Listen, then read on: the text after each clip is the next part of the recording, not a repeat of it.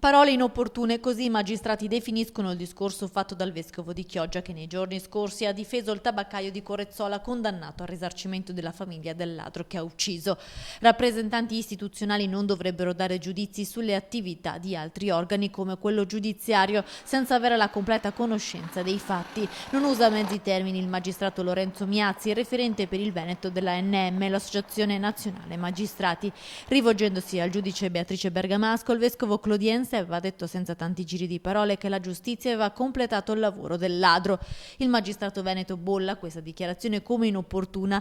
L'alto prelato ha commentato la sentenza prima ancora di conoscerne il merito. Accusare senza neppure sapere come si sono svolti i fatti realmente va oltre il diritto di cronaca. Si rischia di sfociare nella diffamazione o perfino della calunnia, incalza Miazzi, che però aggiunge che solo il giudice Bergamasco potrà decidere se procedere o meno con una denuncia nei confronti del vescovo.